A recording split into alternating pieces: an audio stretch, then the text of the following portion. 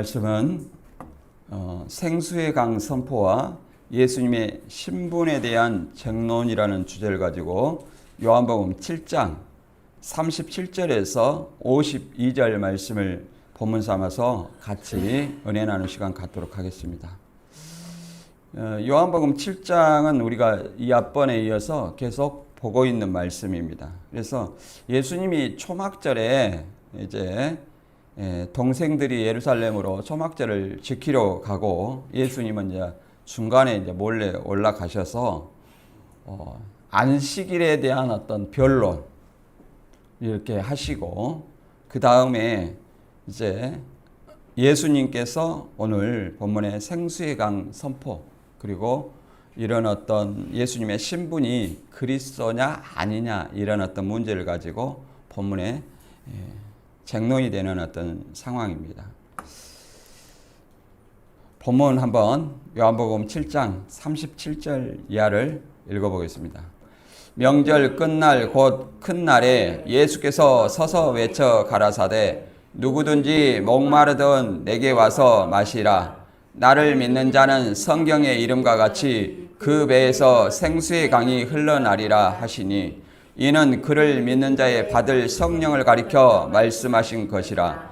예수께서 아직 영광을 받지 못하신 거로 성령이 아직 저희에게 계시지 아니하시더라.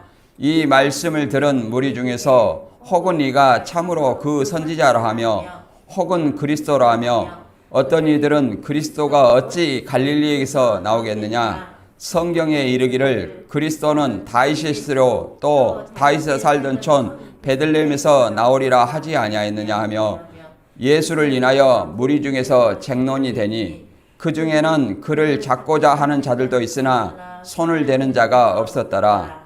하속들이 대제사장들과 바리새인들에게로 오니 저희가 묻되 어찌하여 잡아오지 아니하였느냐.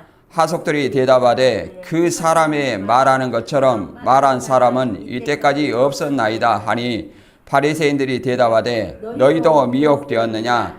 당국자들이나 바리새인 중에 그를 믿는 이가 있느냐. 율법을 알지 못하는 이 무리는 저주받은 자로다. 그 중에 한 사람 곧 전에 예수께 왔던 니고데모가 저희에게 말하되 우리 율법은 사람의 말을 듣고 그 행한 것을 알기 전에 판결하느냐. 저희가 대답하여 가로되 너도 갈릴리에서 왔느냐. 상고하여 보라. 갈릴리에서는 선지자가 나지 못하느니라 하였더라. 아멘. 이제 본문의 말씀을 생수의 강 선포와 예수님의 신분에 대한 어떤 쟁론이라는 주제로 잡아봤습니다. 그래서 본문의 말씀을 통해서 두 가지의 키워드를 가지고 알아보는데요. 이 초막절에 예수님께서 예루살렘에 올라가 생수의 강 선포를 하십니다. 이것은 이제 예수님께서 초막절의 실체이심을 밝히시는 거예요. 모든 어떤 절기의 실체는 예수님이고 마지막 날에 예수님께서 누구든지 내게 와서 마시라. 그리하면 그를 믿는 자는 성경의 이름과 같이 그 배에서 생수의 강이 흘러나리라. 이렇게 선포하고 있는 내용입니다. 그래서 예수님께서는 친히 생수 되시고 또 그를 믿는 자에게 성령을 부어주셔서 그 성령을 받은 사람도 생수의 강으로서 생수를 흘려보내줄 수 있는 그런 입장이라고 선포하고 있는 것입니다. 두 번째는 예수님의 신분이 메시아냐 아니냐 이런 어떤 쟁론에 관해서 설명하는 내용입니다. 그래서 오늘날 이제 우리 자신들도 이 말씀을 통해서 다시 한번 살펴보면 좋겠습니다. 우리가 이제 요한복음 6장에 이어서 요한복음 6장은 예수님이 하늘에서 내려온 산 떡이다. 생명의 떡이다. 이런 어떤 말씀을 주제로 했고요. 요한복음 7장은 이 초막절에 예수님이 생명수이며 생명수를 주시는 분이다. 이렇게 말씀하고 있습니다. 이 앞절에는 예루살렘 초막절 중간에 예루살렘 성전에서 외쳐 이렇게 말합니다. 안식일에 병 고치는 문제로 인해서 자신을 죽이려 하는 그들에게 안식일을 어떻게 변호하냐면, 자, 너희도 안식일에 할례를 행하지 않느냐 이렇게 말합니다. 그 할례는 어떻게 하냐면 난지 8일 만에 할례를 합니다. 그것은 할례 언약이라고 해서 아브라함에게 하나님이 주신 할례 언약이에요. 그것이 이스라엘 백성의 표징입니다. 그 할례가 8일째 하는데 이 8일과 안식일이 겹치면 그 모세의 율법대로 이렇게 안식일에 할례를 행하는 거예요. 그러니까 안식일을 어기는 거죠. 할례를 행하기 위해서. 너희도 할례를 행하기 위해서 안식일에 할례를 행하지 않느냐. 그런데 내가 38년 된 병자를 안식일에 건정케 하는 것이 어떻게 안식일을 어기는 것이 될 수 있느냐, 이렇게 설명하는 내용입니다. 그래서 그들의 예수님께서 이렇게 유대인들하고 대화하시는 모습을 보시면 예수님께서 그들이 어떤 지키는 율법을 다시 그들의 지키는 어떤 율법을 통해서 예수님의 자신의 정당성을 얘기를 하는 거예요. 예수님과 그 유대인들의 차이점은 뭐냐면, 유대인들은 표면적인 율법을 지키는 일에만 몰두하지만 예수님께서는 그 율법의 본질, 그 율법을 세운 본질을 가지고 설명하는 것입니다. 그리고 이제 오늘 본문 요한복음 7장 37절에서 52절 말씀은 초막절 마지막 날, 보통 유대인들의 3대 명절은 7일간 지키게 되어 있습니다. 유대력으로 보면 1월 14일 6월절이죠. 무교절이라고 하는. 그 다음에 유대력으로 3월 6일, 77절, 맥추절, 오늘날 오순절이라고 이렇게 말하는. 그 다음에 7월 15일, 그 다음에 7월 15일이 초막절 또는 수장절이라고 하는 어떤 이런 절기죠. 이런 어떤 세 절기를 7일간 지키는데 이 초막절은 특별히 거기에 하루를 더합니다. 하루를 더해서 마지막 날이 이 호산나 나바라고 큰 구원의 날 이렇게 선포를 하는 날이 있어요. 이때 예수님께서는 자신이 누구든지 목마르든지 내게 와서 마시라 이렇게 큰 소리로 외칩니다. 여기서 이제 큰 소리를 외칠 수밖에 없는 것이 많은 어떤 예루살렘에 와서 명절을 지키려고 하는 사람들이 어마어마하게 많이 모여 있어요. 그런 사람들이 다 듣도록 크게 외치는 겁니다. 누구든지 와서 목마른 자는 내게 와서 마시라 이렇게 말하는 것은 예수님 자신이 진정한 너희들이 예표로 행하는 이렇게 실로암 못에서 금주주한다로 이렇게 물을 떠가지고 제단에 계속 날마다 부숴왔던 이런 어떤 것들의 진정한 실체가 그런 것으로 해결되는 것이 아니라 내가 진정한 생수를 줄 수 있는 생명수다 이렇게 말하는 것이고, 또 초막절의 실체요 구원자라는 것을 선포하는 것입니다. 그래서 이제 이런 어떤 것으로 인해서 그 하속들을 잡아오라고 하죠. 잡아오라 하는 어떤 그런 속에서 예수님의 신분에 대해서 야, 그리스도냐, 그 선지자냐, 그 선지자라는 것은 자꾸 반복해서 나오는데 모세와 같은 선지자를 얘기합니다. 신명기 18장 16절 이하에 나오는 모세와 같은 선지자.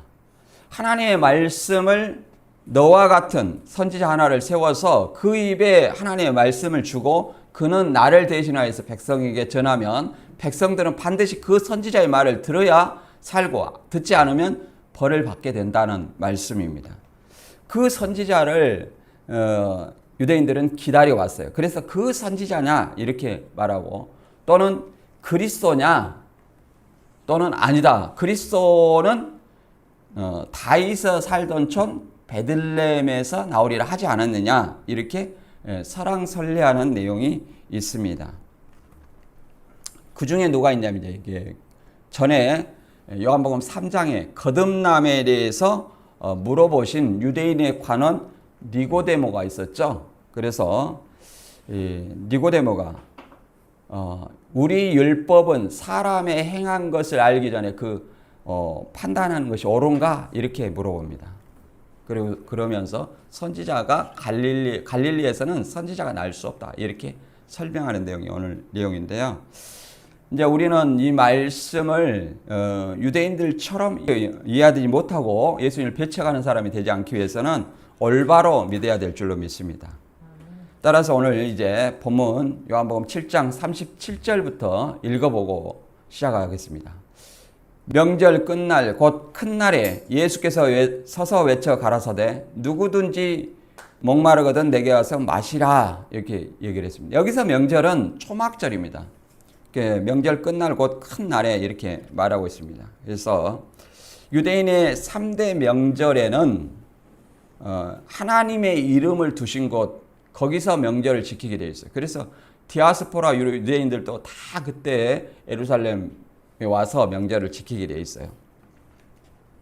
우리가 이 앞번에 봤기 때문에 유월절, 맥추절, 그 다음에 초막절, 수장절 이런 것에 대해서 구체적으로 보지 않고 오늘은 초막절에 대해서만 잠깐 살펴보는데, 이 초막절이라는 것은 간단히 말해서 이스라엘 백성이 출애굽을 해서 광야에서 초막을 짓고 살던 그 시절을 기념하기 위하여 지낸 것입니다. 그래서 하나님이 초막 생활에서 보호하던 그것을 기념하기 위한 것이고, 또 이를 수장절이라고 말하는 것은 그때가 곡식을 거두어 저장하는 때예요. 그래서 추수감사절과 같은 그런 어떤 때입니다. 그래서 수장절이라고도 말합니다. 이걸 초막절 따로 있고 수장절 따로 있는 것이 아니에요. 초막절이 곧 수장절이에요. 이단들은 초막절 따로 있고 수장절 따로 있고 이렇게 하는데 그건 성경의 무지에서 오는 것입니다. 그래서 이때 유대인들은 4가지 식물을 가지고 예루살렘 성전에서 그 초막절을 행사를 하죠. 나무 실과 종려가지, 그 다음에 무성한 가지, 시내버들을 취해서 이제 기도하는 의식을 행합니다. 그리고 제사장은 조금 전에도 말씀드렸듯이 매일 금 항아리로 실로암 못에서 물을 떠가지고 어디다 붓어요? 번제단에다가 이렇게 부숴요. 부수면 양각나팔을 불게 되죠. 이런 어떤 것을 행하면서 이사야 12장 2절과 3절의 말씀을 계속 낭송합니다. 기쁨의 우물들에서 물을 기르리로다 이런 어떤 말을 행하죠. 그리고 8일째 날은 호산나 라바라고 큰 구원의 날입니다. 이때 이런 기도를 하는 겁니다. 시편 118편 25절은 여호와여 구하옵나니 이제 구원하소서, 여호와여 우리가 구하옵나니 이제 형통케 하소서. 이게 호산나 라바에 관한 구절입니다. 호산나 라바라는 것은 이제 구원하소서. 예수님께서 예루살렘 성전에 낙이 타고 입성하실 때도 호산나 찬송하리로다 이렇게 말했었죠. 이렇게 찬송한 것은 이 구원자, 우리를 구원해 주실 자라는 어떤 외침입니다. 이제 그것을 이 초막절에도 행하고 있었습니다. 그 마지막 날에 예수님께서 누구든지 목마르거든 내게 와서 마시라. 그 말은 이 번제단에다 백날 부숴봤자 그것으로 목마름이 해결되지 않아요. 너희들의 진정한 목마름은 내가 해결해 준다는 거예요. 그래서 내게 와서 목마르든 마시라. 이런 어떤 의미고, 마지막 날에 행하는 것은 큰 구원의 날, 진정한 구원을 주실 분은 예수님이라는 것이고, 또한 우리가 이 앞번에도 살펴봤듯이 골로새서 2장 16절과 17절에 뭐라고 그랬습니까? 그러므로 먹고 마시는 것과 절기나 월삭이나 안식일을 인하여 누구든지 너희를 편론하지 못하게 하라. 이런 것들은 장래일의 그림자이나 몸은 그리스도의 것이니라. 그래서 절기, 유대인들의 절기가 있잖아요. 오늘날 이단들은 이렇게 율법의 절기를 그대로 지키고 있습니다.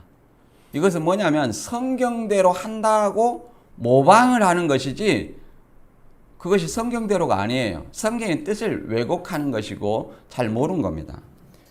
절기, 3대 절기가 있죠. 그 다음에 월삭은 초하루입니다. 매월 초하루를 이렇게 지키고 그 다음에 안식일, 그렇죠? 안식일을 인하여 너희를 편론하지 못하여라. 이런 것들은 하나의 장래일의 그림자라는 거예요. 그리고 실체는 누구예요? 그리스도다. 그러니까 절기나 월삭, 안식일의 실체가 누구예요? 예수님이라는 거예요. 예수님으로 성취했다는 거예요. 그래서 예수님은 율법을 폐하러 온 것이 아니라 완전케 하러 왔다. 이렇게 말씀하시는 것입니다. 그런데 이 완전케 하여서 이루었는데도 불구하고 계속 율법을 통해서 절기를 지키는 것은 갈라디아 5장 4절의 말씀처럼 그리스도의 은혜에서 끊어진 자다 이렇게 말할 수 있습니다. 그리스도하고 아무 상관이 없는 사람들이죠. 여기 보면 예수님 당시 헤롯 성전이 있는데 여기에서 주로 성전 뜰, 방마당 여기에서 행사를 행하고 이 주변에 예루살렘 성 안에서 이런 행사를 하고 있습니다. 그러나 이제 오늘날에는 예루살렘 성전이 없죠. 그래서 어디서 지키냐면 이 예루살렘에 갈 수 있는 사람은 통곡의 벽이 있어요. 통곡의 벽. 이 통곡의 벽 앞에서 이렇게 아르바미임이라는 네 가지 식물을 통해서 하나님을 찬양하고 기도하는 어떤 모습이 보이죠. 그렇지 아니한 사람은 가까운데 초막을 짓고 초막절을 지키는 어떤 모습을 우리가 이 앞번을 통해서 계속 봐왔습니다. 그 다음 요한복음 7장 37절 이하를 통해서 계속 알아보겠습니다. 명절 끝날 곧 큰 날에 예수께서 서서 외쳐 가라사대 누구든지 목마르거든 내게 와서 마시라. 나를 믿는 자는 성경의 그 이름과 같이 그 배에서 생수의 강이 흘러나리라. 이는 그를 믿는 자의 받을 성령을 가리켜 말씀하신 것이라. 예수께서 아직 영광을 받지 못하신 거로 성령이 아직 저희에게 계시지 아니하시더라. 이렇게 말하고 있는데 이 누구든지 목마르거든 내게 와서 마시라. 자, 이것은 요한복음 4장에 사마리아 여인, 수가성 여인이 이 야곱의 우물에 물을 뜨러 왔을 때 이 물을 먹는 자는 다시 목마르니와 내가 주는 물을 먹는 자는 영원히 목마르지 아니하리라. 그러니까 뭐라고 말합니까? 주여 그 물을 내게 주사 여기 물 뜨러 오지 않게 하소서. 이런 말과 동일한 말입니다. 그래서 내가 주는 물은 영생하도록 솟아나는 샘물이 된다는 것은 예수님 자신이 이 생명을 솟아내는 샘이고 그 샘으로서 샘물을 주는 겁니다. 그 물을 마시는 사람도 동일한 어떤 똑같이 이 샘이 되겠죠. 이게 이런 것들을 하나의 이제 구약의 스가랴 14장 8절에 동일한 어떤 유사한 말이 있습니다. 그 날에 생수가 예루살렘에서 솟아나서 절반은 동해로 절반은 서해로 흐를 것이라. 여름에도 겨울에도 그러하리라. 이렇게 설명하고 있습니다. 그날이라는 것은 말 그대로 예수님의 구원자가 출현하는 날, 메시아가 출현하는 마지막 때를 얘기를 하고 있습니다. 그러니까 예수님이 출현한 날이죠. 예수님께서 생수로서 예루살렘에서 지금 선포하고 계신 것입니다. 그래서 절반은 동해로, 절반은 서해로, 여름에도 거라하고 겨울에도. 그 이스라엘 어떤 모든 지방에 예수님의 말씀이 선포될 것을 얘기를 하는 것입니다. 그런데 이 동해와 서해, 여름과 겨울이라는 어떤 말이 나오니까 이것은 이단 교주들이 이것은 우리나라를 말한 것이다. 이렇게 주장을 하는 경우가 있습니다. 그러나 이것은 우리나라를 얘기를 하는 것이 아닙니다. 이 스가랴가 어느 나라 사람입니까? 우리나라 사람이 아니에요. 이스라엘 그 사람이에요. 이스라엘 사람이에요. 그 이스라엘 입장에서 볼 때 동해는 어디고 서해는 어디냐 그렇게 봐야 됩니다. 동해는 어디예요? 우리가 이렇게 동서남북이 정해져 있냐 안 정해져 있냐 이렇게 물어보면 대부분 사람들은 정해져 있다 또는 안 정해져 있다 이렇게 말하곤 합니다. 그러나 동서남북은 정해진 것이 있고 정해지지 않는 것이 있어요. 정해진 것은 뭐고 정해지지 않는 것은 뭐냐? 기준이 다르다는 거죠. 이 정해진 것은 남쪽과 북쪽은 정해져 있어요. 우리가 지구를 보면 남극과 북극은 정해져 있습니다. 그래서 나침반을 보면 항상 나침반은 N극과 S극이 북극과 남쪽을 가리켜요. 그러나 동쪽과 서쪽은 내가 서 있는 쪽에서 오른쪽이 동쪽이고 왼쪽이 뭐예요? 항상 북쪽을 가리치면 서쪽입니다. 그래서 이스라엘 지방에서 동쪽은 어디예요? 동쪽에 있는 바다가 동쪽 아닙니까? 이거는 어디예요? 사해를 얘기합니다. 그러면 서해는 어디예요? 지중해를 얘기합니다. 이스라엘 지방에서. 그리고 여름과 겨울, 우리나라 기후를 생각하면 안 됩니다. 우리나라 여름은 뭐예요? 비도 오고 그러죠. 그러나 이 이스라엘 지방의 여름은 건기를 얘기합니다. 비가 안 오는 건기예요. 그 다음에 겨울은 이 주구장창 비만 오는 거예요. 여름은 4월부터 9월을 얘기를 하고 겨울은 9월부터 4월까지 우기를 겨울이라고 말합니다.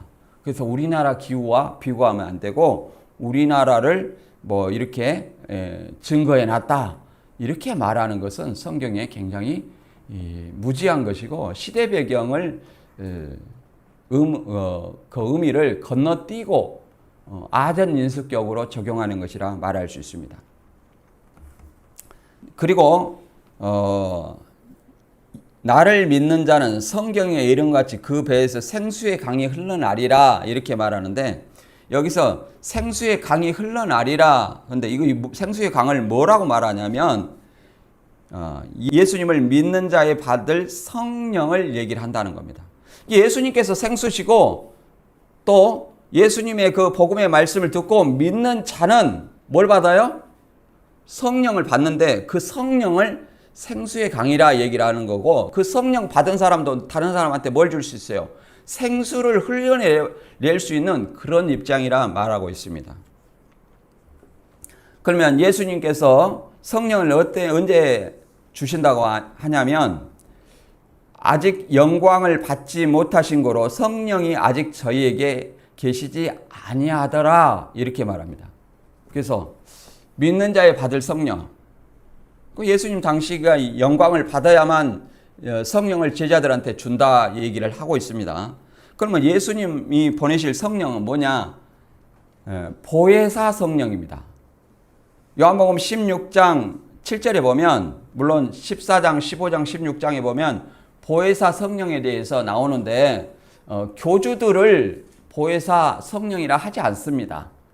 여기서 보면 요한복음 16장 7절에 보면 내가 너희에게 실상을 말하노니 내가 떠나가는 것이 너희에게 유익이라 내가 떠나가지 아니하면 보혜사가 너희에게로 오시지 아니할 것이요 가면 내가 떠나가면 내가 그 보혜사를 너희에게 보내겠다 이렇게 말하고 있습니다. 그러면 예수님이 떠나가야만이 떠나가는 것이 영광을 받는 것이고 떠나가야만이 영광을 받으시고 뭘 보낸다는 거예요? 보혜사 성령을 보내주겠다는 거예요. 누구한테? 예수님을 믿는 자에게. 그러면 1차적으로 믿는 자는 누구냐면 예수님의 12제자예요. 그 다음에 더 나아가서 오순절날 성령 받은 120명이에요. 그 다음에는 뭐예요? 12제자와 120명의 제자들처럼 예수 그리스도를 믿는 모든 기독교인이라 말할 수 있겠습니다. 그래서 그러면 예수님의 영광을 받는 것은 뭐냐? 우리가 십자가에 달리시고 승천하는 것이라고 말씀드렸는데 요한복음 20장 17절에 보면 예수님이 부활 후에 제일 먼저 만난 사람이 누구예요? 막달라 마리아입니다. 이 막달라 마리아한테 이렇게 말합니다. 예수님이 이제 알지 못해요. 그런데 예수께서 이르시되 나를 만지지 말라. 내가 아직 아버지께로 올라가지 못하였노라. 아버지께로 십자가에서 부활하시고 아버지께로 올라가시는 것이 뭐예요? 영광을 받으시고 뭐예요? 성령을 보내주시는 거예요. 아버지께 가야만 보내주는 거예요. 너는 내 형제들이 가서 내가 곧 내 아버지, 곧 너희 아버지, 내 하나님, 곧 너희 하나님께로 올라간다 하라 하신대. 자, 올라간다겠죠? 이거는 부활 직후입니다. 40일 후에 올라가는 것을 얘기를 하진 않아요. 부활 후. 그래서 부활 후에 바로 이제 막달라 마리아한테 올라간다고 말하면서 여기서 주의할 것은 만져보지 말라 그러는 거예요. 내가 아버지께 영광을 아직 받지 않았다. 아버지께 올라가지 않았다. 이렇게 말하는 겁니다. 그런데 조금 있다가 요한복음 20장 20절에 보면은 이제 만져보라고 그래요. 자, 올라가기 전에는 만져보지 말라겠는데 지금 만져보라는 것은 아버지께 갔다가 영광을 받으셨고 다시 오셨다는 거예요. 다시 오셔서 이제 만져보라고 얘기하는 상황이 나옵니다. 그리고 다시 오셨으니까 뭘 주시겠어요? 아버지께로 갔으니까 성령을 1차로 주십니다. 그 내용을 한번 읽어보겠습니다. 요한복음 20장 20절에 이 말씀을 하시고 손과 옆구리를 보이시니 제자들이 주를 보고 기뻐하더라. 자, 이게 제자들이 못 믿으니까 손과 옆구리를 보여주시는 겁니다. 다시. 이제 만져보라 하는 거예요. 예수께서 또 가라사대 너희에게 평강이 있을지어다. 아버지께서 나를 보내신 것 같이 나도 너희를 보내노라. 이 말씀을 하시고 저희를 향하사 숨을 내쉬며 가라사대 성령을 받으라. 그렇죠? 성령을 받으라. 그래서 이 성령을 누구한테 준 거예요? 예수님께서 올라가가지고 다시 내려와셔서 누구한테? 제자들한테 성령을 주셨죠? 그럼 이 성령을 받은 이 제자들의 배에서 생수의 강이 흘러나는 거예요. 이걸 얘기를 하는 겁니다. 그러면 이제 이것을 그러면 오순절 성령이 아니냐 이렇게 말할 수 있어요.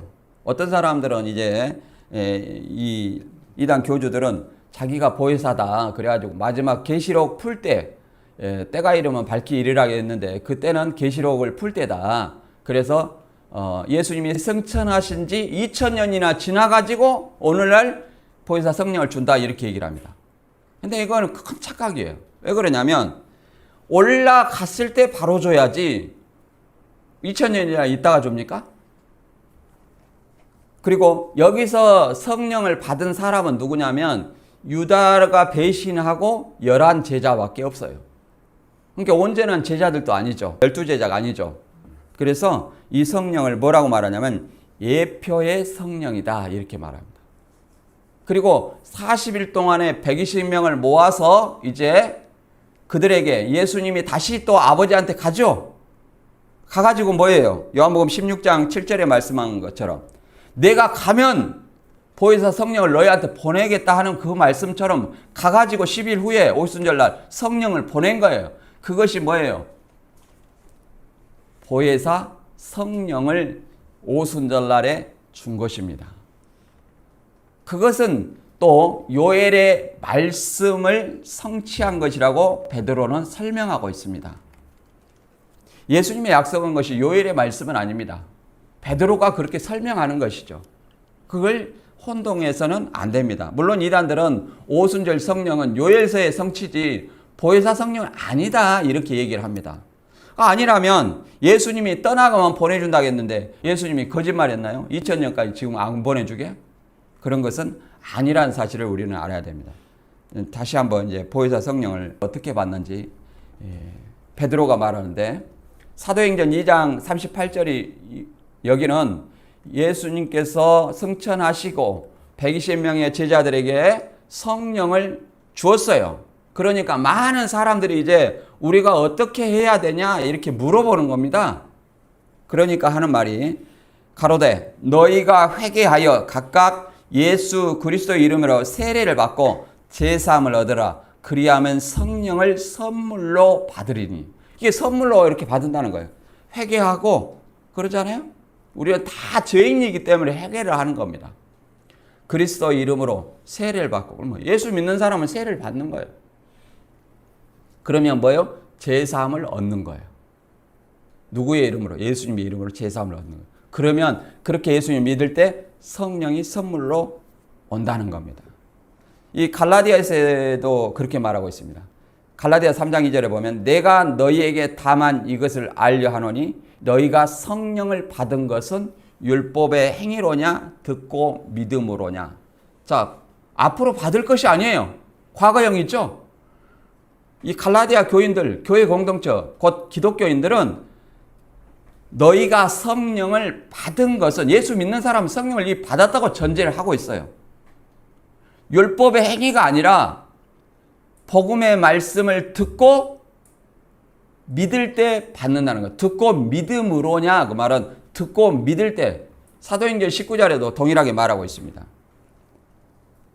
그래서 이단들이 뭐 인 맞고 성령 받는다는 얘기를 하죠. 그래서 인을 받는다고 계속 제사장 시험을, 계시록을 이렇게 보는데, 계시록이 새 언약이 아닙니다.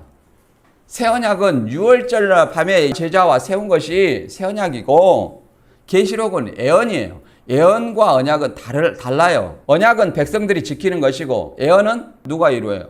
하나님께서 그렇게 이루어 가신다고 선포한 내용이에요. 거의 다릅니다. 그래서 고린도후서 1장 22절 읽어보면, 저가 또한 우리에게 인치시고 보증으로 성령을 우리 마음에 주셨느니라. 이것도 과거형이죠? 바울이 고린도 교회 공동체에다 편지를 보내는 내용이 하나님이 우리에게 인치시고, 그러면 인 맞았다는 거예요. 예수 믿는 사람은. 성령을 우리 마음에도 주었다는 거예요. 보증으로. 바꿔 말하면, 자, 성령 받은 사람은 뭐 했다는 거예요? 인 맞았다는 거예요. 인치고, 그냥. 인치고. 그러면 어떻게 인을 쳐요?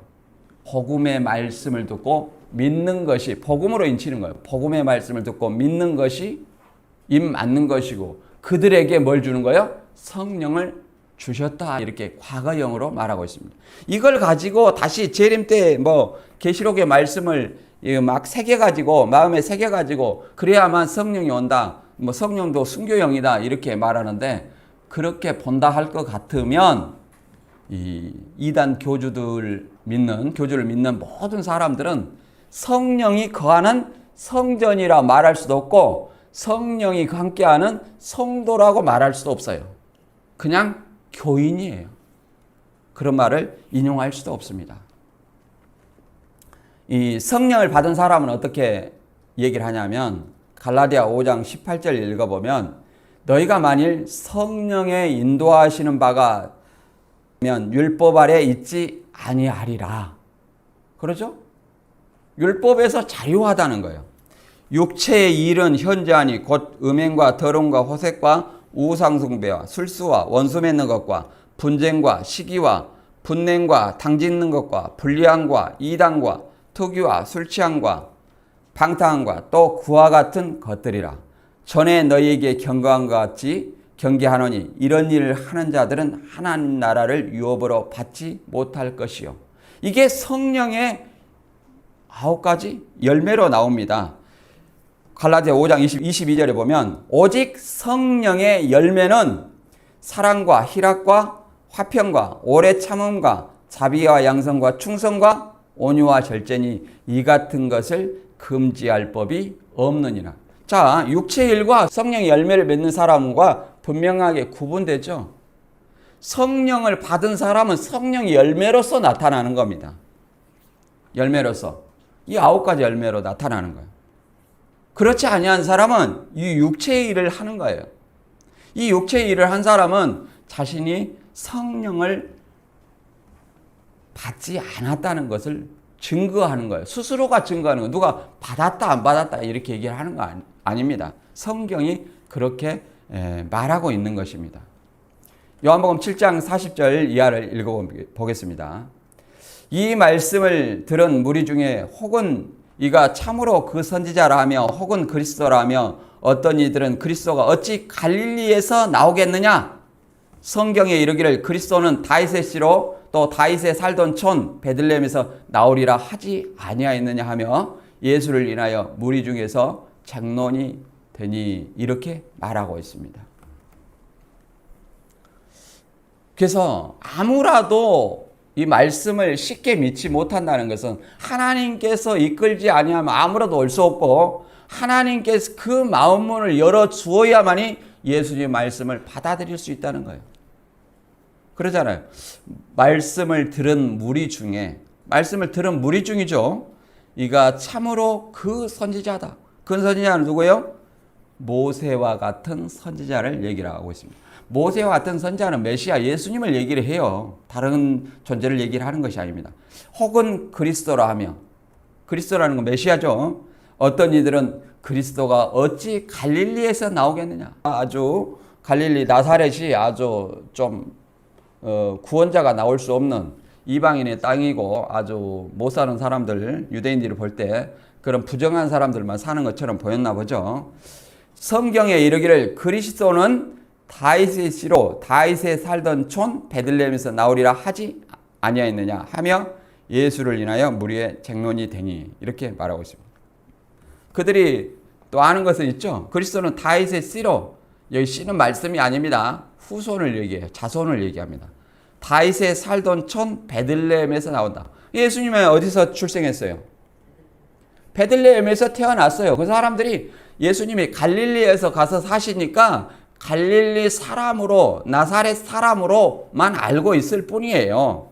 예수님의 생애를 보면 예수님은 미가서 5장 2절의 말씀처럼 베들레헴에서 출생하였고 그 다음에 헤롯 대왕이 2살 이하 난 사람들을 왕이 태어난다 그래서 다 죽였습니다. 그래서 그 죽임을 당하는 것을 피하기 위해서 애굽으로 피신했습니다. 이것도 애굽으로 피신한 것도 다 성경이 기록되어 있어요. 자, 애굽으로 피신한 일이 어떻게 나와 있냐면 마태 2장 14절에 보면 요셉이 일어나서 밤에 아기와 함께 그 모친을 데리고 애굽으로 떠나가 헤롯이 죽기까지 거기 있었으니 이는 주께서 선지자로 말씀하신 바 애굽에서 내 아들을 불렀다 함을 이루러 하심이라. 그렇죠? 자, 베들레헴에서 태어나고 애굽으로 간 모든 것이 뭐예요? 성경에 예언이 돼 있어요. 이것이 호세아 11장 1절에 되어 있습니다. 그리고 이 헤롯 대왕이 4년에 AD 4년에 이제 죽어요. 죽고 이제 그 다음에는 이제 아그리파 왕이 나오죠. 헤롯 아그리파가 나옵니다. 죽은 후에 이제 갈릴리 나사렛으로 갑니다. 이 나사렛으로 가고 그 다음에 이 사생애는 나사렛에서 회당을 다니면서 거기서 생활하는 거예요. 그리고 명절 때만 예루살렘으로 내려와서 명절을 지킵니다. 그리고 다시 공생에 갈릴리 가버나움에 가는 겁니다. 가버나움에 사셔요. 근데 이 가버나움에 사신 것을 뭐라고 말하냐면 마태 4장 11절에 그 갈릴리 가버나움으로 가서 공생애를 시작하는 이거를 뭐라고 말하냐면 세례 요한이 잡힌 후에 갈릴리로 가신다고 그래요. 갈릴리 가버나움. 뭐 갈릴리 나사렛이나 갈릴리 가버나움이나 똑같은 동네가 아닙니다. 나사렛하고 가버나움은 떨어져 있어요. 자, 마태 4장 12절에 보면 예수께서 요한의 잡힘을 들으시고 갈릴리로 물러가셨다가 나사렛을 떠나 스볼론과 납달리 지경 해변에 있는 가버나움에 가서 사시니, 그러죠? 나사렛을 떠나 이제 가버나움으로 가서 사셔요.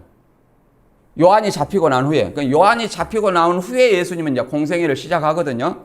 그래서 이는 선지자 이사야로 하신 말씀을 이루려 하심이라 이렇게 말합니다.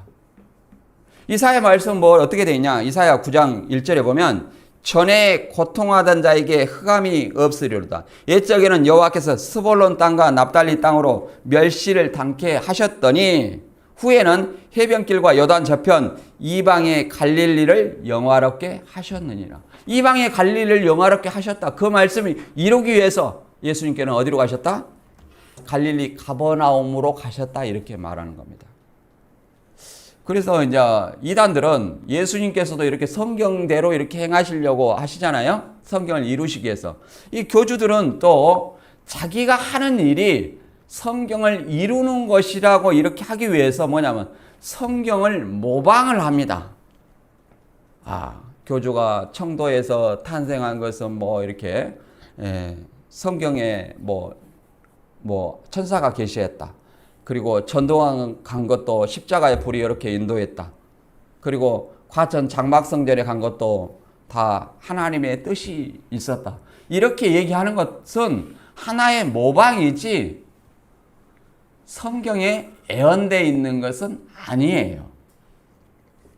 예수님이 이렇게 성경을 이루려 하심이라, 성경을 이루려 하심이라 그러니까 자기도 그렇게 모방을 하는 겁니다. 이루는 것이 아니라 그냥 모방이에요.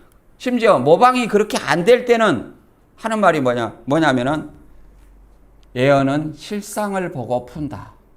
실상에다 한번 짜 맞춰보겠다는 거예요. 그래서 교주가 감옥에 가니까 뭐라고 그랬어요? 전에 혼인잔치 19장에 혼인잔치집을 열어놨다고 했다가 다시 지금 바벨론하고 다시 전쟁해야 된다.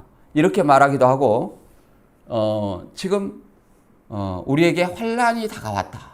내가 깨달아 보니까 환란이 있더라. 뭐 이런 어떤 말들로 아전인수격으로 해석합니다. 그것은 성경에 있지 아니하고 그 낱말만 차용해서 자기 상황에 맞추어 성경을 어떻게든 엮어보려고 하는 거예요. 그것은 성경을 이루어가는 것도 아니고 모방도 아니고 모방 수준을 넘어서 억지입니다. 다음 요한복음 7장 44절 이하를 읽어보겠습니다. 그 중에는 그를 잡고자 하는 자들이 있으나 손을 대는 자가 없었더라. 하속들이 대제사장들과 바리새인들에게 오니 저희가 묻되 어찌하여 잡아오지 아니하였느냐? 하속들의 대답하되 그 사람의 말하는 것처럼 말한 사람은 이때까지 없었나이다 하니. 자, 하속들은 누구예요? 지금 지도자들, 당국자들은 사내들인 공회 의원을 얘기합니다. 바리새인 또는 유대인, 대제사장, 장로 이런 사람들로 표현되어 있죠. 이 사람들이 그 유대인 사내들인 공회 의원으로서 지도자들을 얘기를 합니다. 그 사람들이 이제 성전 경비를 통해서 잡아 죽이려고 예수님을 잡으러 보내죠. 그러나 하속들이 가서 이게 들어보니까 다 맞는 말만 하는 거예요. 성경 말만. 그러니까 그 사람의 말하는 것처럼 이때까지 없었나이다. 이게 크게 보면 유대인들은 장로들의 유전이나 율법을 지키라고 말하죠. 그럼 예수님은 뭐예요? 그 율법의 본 의미를 말하고 그들의 외식을 지적하는 겁니다. 다 맞는 말만 하는 거예요. 이런 말씀을 통해서 하속들이 그 사람처럼 말하는 사람은 이때까지 없었나이다. 또는 권세 있는 자의 말과 같다. 이렇게 말하고 잡아오지 않았습니다. 이 잡아오지 않은 이유를 두 가지로 얘기를 하는데 이렇게 말씀을 들으니까 너무 권세 있는 자의 말씀과 같아요. 그래서 잡아오지 않았고 두 번째는 아직 예수님의 때가 이르지 아니했다. 십자가에 잡혀 죽을 때가 안 됐어요. 그래서 잡아오지 않았다 이렇게 말할 수 있습니다. 요한복음 7장 47절 이하를 읽어보겠습니다. 바리새인들이 대답하되 너희도 미혹되었느냐? 당국자들이나 바리새인 중에 그를 믿는 자가 있느냐? 율법을 알지 못하는 이 무리는 저주받은 자로다. 이렇게 말하고 있습니다. 미혹이라는 단어는 플라나어로 길을 잃게 하다, 또 방황하다 이런 어떤 말들입니다. 쉽게 말해서 속임수죠. 속임수에 속았다 이런 어떤 의미입니다. 그래서 어떤 사람들에게 속느냐? 소경이 소경을 인도하면 둘 다 구덩이에 빠진다. 누가 소경이에요? 성경을 안다고 하지만 율법의 참뜻을 알지 못하고 그 안식일도 절기도 그림자로만 지키려고 하는 사람들, 심지어 자기는 행하지 않으면서 백성들에게 율법을 지키려고 하는 사람들, 이런 사람들을 소경이라 말하고 있습니다. 그런 사람들 따라가면 어떻게 해야 된다는 거예요?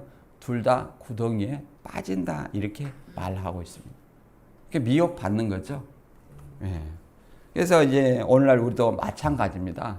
진정 하나님의 말씀이 무엇인지 올바로 분별해야만이 미혹을 받지 않고 내가 소경이 되어서 소경을 따라가는 일이 없을 줄 압니다. 당국자들은 이렇게 말하거든요. 그를 믿느냐가 있느냐 이제 공개 선포를 하는 거예요. 율법을 알지 못하는 이 무리는 저주받은 자로다. 율법을 문자적으로 계속 지켜야 된다고 주장을 하고 있는 거죠. 율법의 본래 뜻을 알지 못하고. 그러니까 그 사람들은 예수를 따르는 무리는 다 저주받은 자다. 이렇게 선포를 합니다. 우리가 이제 예수님의 그 부활 성천 후에 오순절 성령을 받아서 많은 어떤 바울과 바나바가 소아시아나 유럽에 복음을 전했어요. 1차 전도 여행을 하고 나서 돌아오니까 어떤 문제가 생겼냐면 유대인들만 하나님의 말씀을 듣고 성령을 받은 줄 알았는데 이방인도 복음을 받아들이고 성령이 내린 것을 알았어요. 그래서 어떤 사람이 발생하냐면 유대인들 중 바리새인들이 이방인들이 그렇게 구원받는 것을 보고 조건을 강화합니다. 이방인들도 우리처럼 할례를 받아야만이 이 할례를 받고 받아야만이 구원을 받을 수 있다. 그러니까 뭐요? 복음 플러스 율법을 믿어야 된다. 이렇게 말하는 거죠. 자, 사도행전 15장 1절에 보면 이렇게 말합니다. 어떤 사람들이 유대로부터 내려와서 형제들을 가르치되 너희가 모세의 법대로 할례를 받지 아니하면 능히 구원을 받지 못하리라. 이렇게 말하고 있습니다. 그러니까 율법 플러스 뭐예요? 복음이에요. 이것이 이단 사상입니다. 예수님을 믿으면서 절기를 지키고 이런 것들이 뭐예요? 이단이죠. 예, 오늘날의 미혹은 뭐예요? 마태 24장 4절에 보면 예수께서 대답하여 가르치되 너희가 산업의 미혹을 받지 않도록 주의하라. 사람이에요, 사람. 다 교주들이 사람이지 않습니까? 많은 사람이 내 이름으로 와서 그리스도로 하여 많은 사람을 미혹해 하리라. 그러잖아요. 그리스도라는 것은 구원자라는 뜻인데 많은 사람이, 그럼 예수님은 우리와 똑같은 인간으로 오시지 않아요. 부활체로 재림을 하시죠. 다 보게 구름 타고 영광 중에 오시는 것을 다 본다고 말하고 있습니다. 그런데 그 구름 타고 오시는 그 예수님께서 누구 특정한 사람에게 사람을 들어서 역사하는 것이 아니에요. 그리고 천하 인간 중에는, 사람 중에는 예수 외에 구원 얻을 이름을 주신 적이 없다고 말합니다. 그래서 사람이 구원자라 내가 예수님이 보냈다 하는 사람들은 다 적그리스도요 미혹자라는 사실을 우리는 알아야 될 것입니다. 마지막 요한복음 7장 51절 보면 우리 율법은 사람의 말을 듣고 그 행한 것을 알기 전에 판결하냐? 저희가 대답하여 가로되 너도 갈릴리에서 왔나 상고하여 보라. 갈릴리에서는 선지자가 나지 못하였느니라. 이렇게 말하고 있습니다. 이 니고데모가 하는 말이죠. 우리 율법은 사람의 말을 듣고 그 행한 것을 알기 전에 판결하냐. 지극히 당연한 말입니다. 율법의 예조로 말한 거예요. 말을 듣고 그 사람이 어떻게 행했는지 알아보고 판결을 해야 된다. 그 말입니다. 그런데 또 행한 것을 듣고 알기 전에도 판결한다고 얘기를 하는 거예요. 니고데모가. 그래서 저희가 대답하여 가로되, 니고데모는 당국자들이라고 말할 수 있죠. 산헤드린 공회의원이라고 말할 수 있죠. 너도 갈릴리에서 왔느냐? 상고하여 보라. 갈릴리에서는 선지자가 나지 못하느니라. 이렇게 말하고 있습니다. 갈릴리를 굉장히 부정한 동네, 이방인의 동네 그렇게 보고 있죠. 그러나 사람은 출신 성분으로만 알 수 없습니다. 예수님은 뭐라고 했어요? 그의 열매로 그들을 알지니 가시나무에서 포도를 엉겅퀴 해서 무화과를 따내겠느냐. 자, 무화과 그러자 우리가 세상에서도 감나무를 보면 나도 감나무라고 있어요. 또 대봉도 있고 단감도 있고. 근데 잎사귀를 보면 쉽게 구별을 못해요. 근데 뭘 보면 열매를 보면 이게 무슨 감이었구나. 아, 이건 무슨 감이었구나, 이걸 알 수 있습니다. 열매를 보고 그 나무를 안다. 그들의 입에 나오는 말과 행실을 통해서 아, 이 사람이 어떤 사람이구나 알 수 있다는 겁니다. 우리도 마찬가지입니다. 그 사람의 출신, 학력, 스펙 이런 것을 보고 사람을 판단하는 우를 범하지 않아야 되겠습니다. 오늘 말씀이 간단히 정리해 보면 이 예수님께서 초막절 마지막 날에 8일째죠. 생수의 강을 선포하시며 예수님 자신이 생수의 강이고 예수님이 또 승천하셔서 영광 받으시고 승천하셔서 또 보내주실 성령을 뭐라고 그랬어요? 생수의 강이다 이렇게 말하고 있습니다. 그러니까 성령을 받은 사람은 생수의 강물을 뭐 해야 돼요? 흘러내야 돼요. 그 배에서 흘러나리라 그랬잖아요. 그러면 내가 성령 받은 사람이라면 복음의 말씀을 증거하고 또 복음의 말씀을 받은 그 사람은 성령을 받아서 또 생수의 강을 흘려보내야 돼요. 생수의 강 제자 그런 내용이 아닙니다. 그래서 예수님이 초막절의 실체로서 구원자이며 생수의 강이다 이렇게 선포하시고 그러나 유대인들은 서로 메시아다 아니다 이렇게 설왕설래만 하고 있었던 거예요. 그리고 이 갈릴리라는 특정 출신은 절대 구원자가 될 수 없다. 성경을 알지도 못하고 율법의 잣대로만 보는 거예요. 우리도 이 출신이나 어떤 스펙을 보고 사람을 판단하지는 않는가 이걸 생각을 해봐야 됩니다. 마지막으로 갈라디아서 6장 1절부터 3절까지 읽어보고 정리하고 마치겠습니다. 갈라디아 6장 1절입니다. 형제들아 사람이 무슨 범죄한 일이 드러나거든 신령한 너희는 온유한 심령으로 그러한 자를 바로잡고 내 자신을 돌아봐 너도 시험을 받을까 두려워하라. 너희가 짐을 서로지라. 그리하여 그리스도의 법을 성취하라. 만일 누가 아무것도 되지 못하고 된 줄로 생각하면 스스로 속임이니라. 그렇습니다. 우리는 내 주장이니까 아무렇게 말해도 된다 이렇게 생각하지만 사람의 말이라는 것은 칼과 같습니다. 그래서 항상 이 말을 할 때 상대방이 이 마음의 상처를 받을지 안 받을지 생각을 해봐야 됩니다. 무슨 범죄한 일이 드러나거든 온유한 심령으로 그러한 자를 바로잡아줘야 돼요. 그리고 내 자신도 그러한 자가 되지 않는지 이렇게 살펴봐야 돼요. 시험 받을까 두려워하라.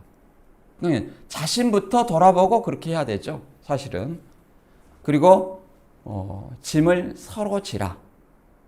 그리고 아무것도 되지 못하고 된 줄로 생각하면 스스로 속임이라.